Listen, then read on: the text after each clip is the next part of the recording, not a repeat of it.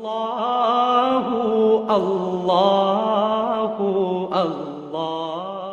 اللہ الرحمن الرحیم۔ السلام علیکم ورحمۃ اللہ۔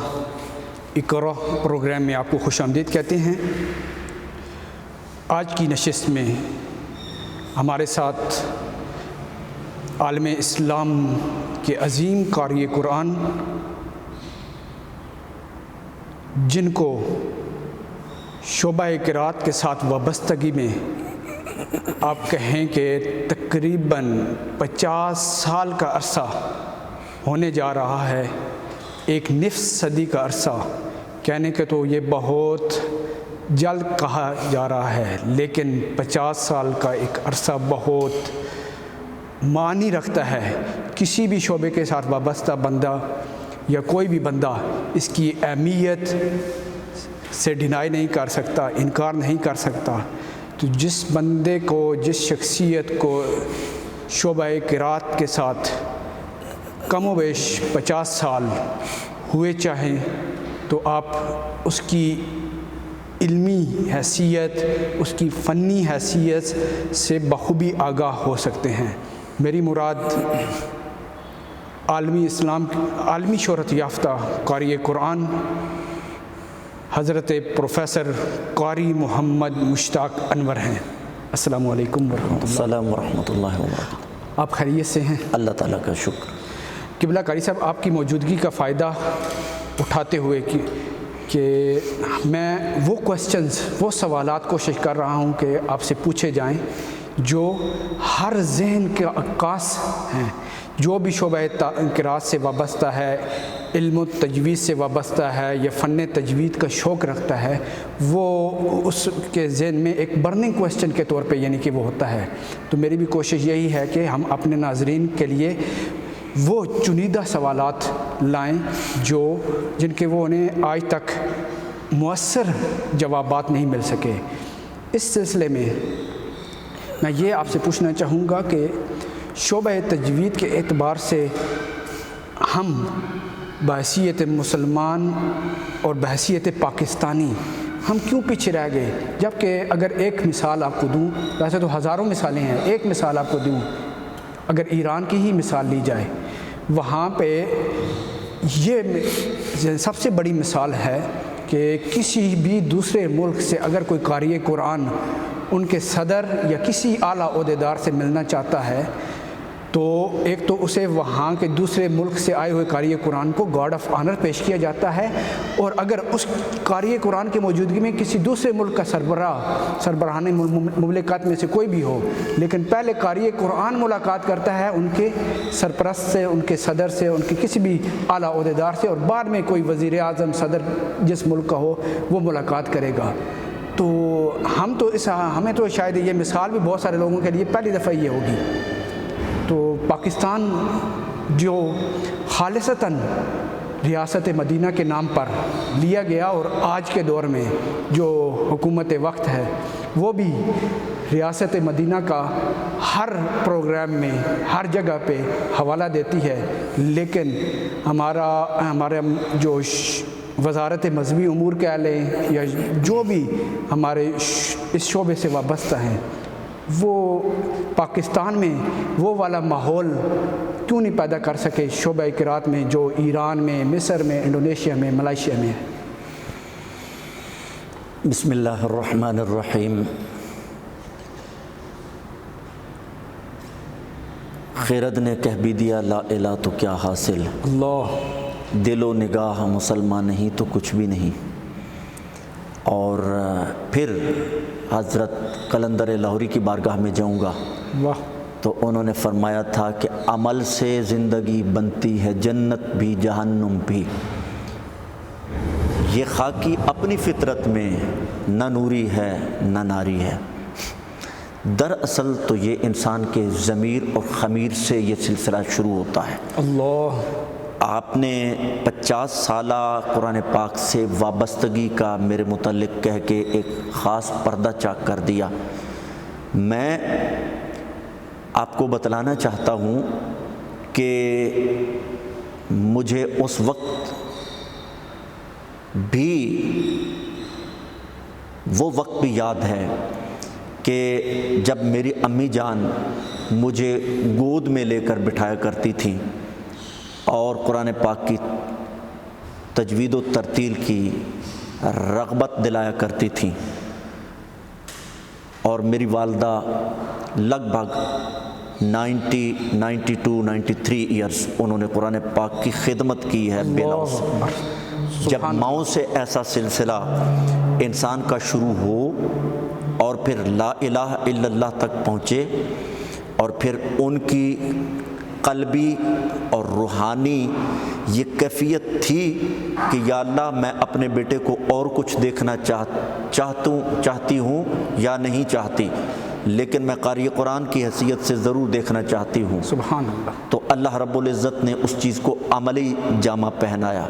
نمبر 1 تو یہ ہے کہ والدین کے لیے ضروری ہے کہ وہ از سر نو اپنے سلسلے کو قرآن پاک اور صاحب قرآن سے جوڑ دیں۔ بے شک۔ پھر علامہ اقبال فرماتے ہیں کہ بھٹکے ہوئے آہو کو پھر سوئے حرم لے چلیں۔ سوئے حرم لے جانے کی ضرورت ہے۔ مجھے حکومت وقت سے گلہ نہیں ہے، شکوہ نہیں ہے۔ اللہ رب العزت وزیر اعظم صاحب کو یہ توفیق عطا فرمائے کہ جس طرح سے وہ مجھے خالص اور اخلاص سے بھرپور نظر آتے ہیں، اللہ تعالیٰ ان کی ٹیم کو بھی ان کے ساتھ خالص کر دے، آمین۔ اور یہ بات اگر ان تک پہنچ جائے تو وہ اس کے اوپر ایکشن لیں، اور ایکشن لینا چاہیے۔ میں یہ کہتا ہوں کہ یہ پہلا پاکستان کا کوئی وزیر اعظم ہے جس نے ریاست مدینہ کا سلوگن دیا ہے۔ ریاست مدینہ کا بار بار نام لیتے ہیں۔ اللہ رب العزت انہیں عمل کی توفیق عطا فرمائے۔ اور یہ بھی بات میرے علم میں ہے، میں ایران میں گیا ہوں، کئی بار گیا ہوں۔ یہ سلسلہ ناظرین کے لیے بہت دلچسپی کا باعث ہوگا کہ سال کے 365 دن ہیں، سال کے 365 دن ہیں، اور 365 دنوں کے نام پر حکومت ایران نے قراء کے گروپس کے نام تجویز رکھے ہوئے ہیں، اور ہر ایک گروپ میں کم از کم چھوٹے سے چھوٹے گروپ میں 7 قاری ہیں۔ اور پھر وہ جب کسی بیرون ملک جاتے ہیں تو وہ ساری ٹرانسپورٹیشن سے لے کر خورد و نوش تک وہ حکومت ایران ان کو پے کرتی ہے۔ اس اعتبار سے ہمیں پیچھے نہیں رہنا چاہیے، اللہ سے دعا کرنی چاہیے کہ الہ العالمین ہمارے عنان حال و عقد کو وہ توفیق عطا فرما کہ وہ حقیقتاً ریاست مدینہ کے نمائندے بن جائیں، امت مسلمہ کے نمائندے بن جائیں۔ اور یہ بات میں اگرچہ میڈیا کے اوپر یہ بات جا رہی ہے، لیکن یہ وزیر اعظم صاحب کے لیے یہ بات بہت اچھی سمجھتا ہوں کہ جب بھی وہ اپنی قوم کو مخاطب کرتے ہیں تو وہ کہتے ہیں میرے پاکستانیوں، میرے پاکستانیوں، میرے پاکستانیوں۔ اور پاکستانیوں اس طرح سے انداز تخاطب یہ قائد اعظم محمد علی جناح رحمۃ اللہ علیہ کا تھا، جیسے وہ امت مسلمہ کو مخاطب کرتے تھے۔ اللہ رب العزت عملاً اس کی کوئی کیفیت اور صورت نکال دے کہ ہماری حکومت بھی ہمارے مدارس کی عظیم قدر اس طریقے سے سرپرستی فرمائے، سرپرستی کرے کہ واقعی ہم بھی اقوام عالم کے کندھے سے کندھا ملا کر قرات کے شعبے میں اور قرآن کے شعبے میں بھی ہم کھڑے ہو سکیں۔ اچھا، ایک بڑی تلخ حقیقت ہے لیکن بات حقیقت پہ مبنی ہے، وہ یہ ہے کہ اگر ہم دیکھیں کہ ہماری قومی سطح پر جتنی تقاریب ہوتی ہیں، یا پارلیمنٹ کے اجلاس، ایوان صدر کی تقاریب، پاکستان ٹیلی ویژن کا کوئی ایونٹ ہو، تو ہمیں صرف 2-4 چہرے ہی نظر آتے ہیں۔ کیا پاکستان میں صرف یہ 2-4 چہرے ہی اچھا قرآن پڑھنے والے ہیں جو نوجوان نسل ہے، یا جنہوں نے 30, 40, 50 سال تک اس شعبے میں یعنی کہ صرف کر دیے ہیں؟ کیا ان کا نہیں حق؟ ہاں، بہت اہم سوال ہے۔ جب حکومت کی سرپرستی میں یہ شعبہ چلے گا تو اس کا ایک باقاعدہ بورڈ بنایا جائے گا، باقاعدہ حکومت کی سرپرستی ہوگی۔ جس طرح سے حکومت کا سسٹم چلتا ہے، یعنی وزیر اعظم صاحب بیٹھتے ہیں اور آگے تمام اضلاع میں ڈپٹی کمشنرز بیٹھتے ہیں، اسی طرح سے یونین کونسل تک یہ سلسلہ جاتا ہے۔ اگر حکومت سرپرستی کرے گی تو ہمارے پاس اس کی نظیر اور مثال حکومت ایران کی موجود ہے، اور وزیر اعظم صاحب کو صرف اس چیز کی طرف توجہ دلانے کی ضرورت ہے، اور ہر ایک کا حق ہے جس نے پڑھا ہے لا الہ الا اللہ، جس نے پڑھا ہے الحمدللہ رب العالمین، جس نے پڑھا ہے اہتمام کے ساتھ من الجنت والناس، ہر ایک انسان جو ذی روح جو مسلمان کے گھر میں پیدا ہوا ہے، ہر ایک کا حق ہے کہ وہ بھی اسلام آباد آئے، ہر ایک بچے کا حق ہے کہ جو اپنے ڈسٹرکٹ کو کوالیفائی کر کے آئے، صوبہ کوالیفائی کر کے آئے، تو وہ پی ٹی وی کے اوپر وہ اپنی قوم کا نمائندہ بن کر اپنے ملک کا اور قوم کا نام اور اسلام کا نام روشن کر سکے۔ حق ہے، یہ حق ہے، اور اس حق کو حقدار تک پہنچانا چاہیے۔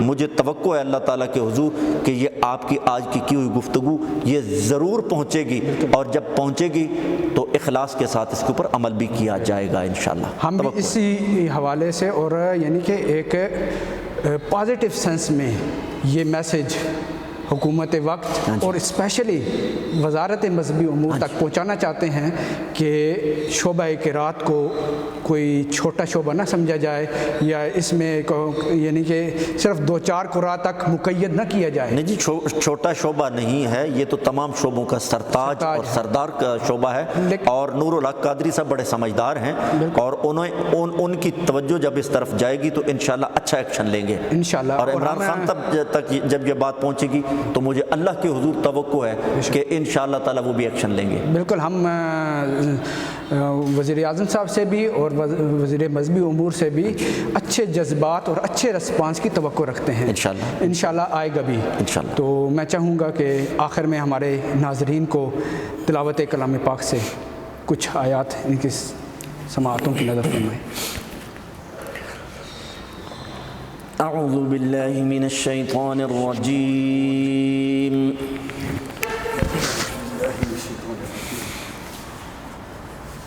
بسم اللہ الرحمن الرحیم،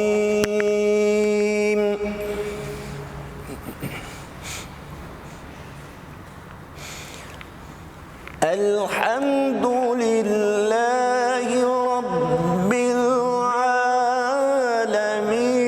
الرحمن الرحیم،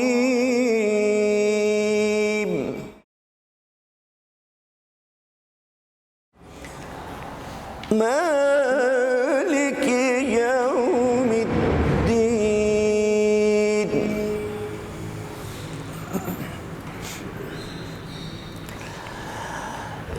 الحمد للہ رب العالمین الرحمن الرحیم، مالک یوم الدین، ایاک نعبد وإیاک نستعین۔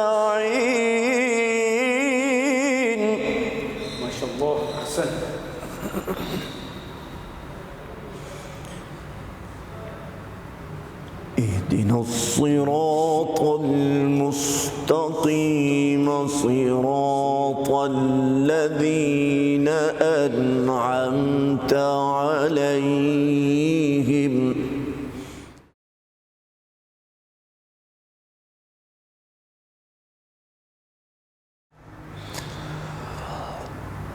اهدنا الصراط المستقيم، صراط الذين أنعمت عليهم غير المغضوب عليهم ولا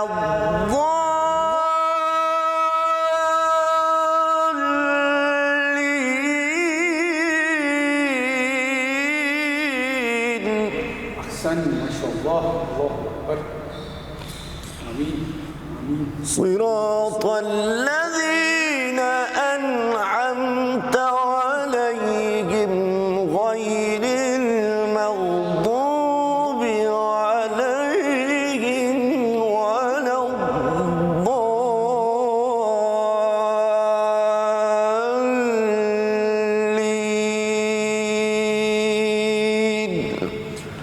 صدق اللہ العظیم.